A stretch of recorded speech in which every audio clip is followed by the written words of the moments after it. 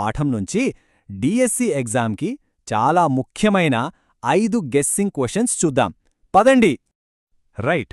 మన మొదటి ప్రశ్న ఏంటంటే, ప్రపంచ జల దినోత్సవం ఎప్పుడు? కరెక్ట్ ఆన్సర్ వచ్చేసి మార్చి 22. ఇది చాలా ఇంపార్టెంట్ బిట్, గుర్తుపెట్టుకోండి.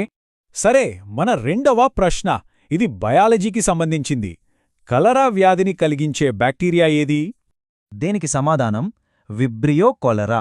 ఈ పేరు ఖచ్చితంగా గుర్తుపెట్టుకోవాలి. ఓకే, నెక్స్ట్ మూడో ప్రశ్న. స్లడ్జ్ నుండి ప్రొడ్యూస్ అయ్యే గ్యాస్ ఏది? కొంచెం ఆలోచించండి. And the answer is biogas. Text book ప్రకారం స్లడ్జ్ను అవాయు బ్యాక్టీరియా కుళ్ళింపజేసినప్పుడు ఈ బయోగ్యాస్ అనేది ఉత్పత్తి అవుతుంది. ఇక నాలుగో ప్రశ్న, ఇది కూడా చాలా ఇంపార్టెంట్. నీటిని క్రిమిరహితం చేయడానికి అంటే డిసిన్ఫెక్ట్ చేయడానికి వాడే కెమికల్స్ ఇవి. రైట్. ఇక్కడ మనం 2 రసాయనాలని గుర్తుపెట్టుకోవాలి. ఒకటి క్లోరిన్, ఇంకోటి ఓజోన్. ఈ 2 నీటిని శుద్ధి చేస్తాయన్నమాట. ఫైనల్గా 5వ ప్రశ్న. ఇది కొంచెం ఇంట్రెస్టింగ్గా ఉంటుంది. మురుగునీటి కుంటల చుట్టూ ఏ చెట్లను పెంచాలి? సమాధానం యూకలిప్టస్ చెట్లు. ఎందుకంటే ఈ చెట్లు అదనంగా ఉన్న మురుగునీటిని చాలా వేగంగా పీల్చుకుంటాయి. సో ఇది చాలా ఉపయోగం.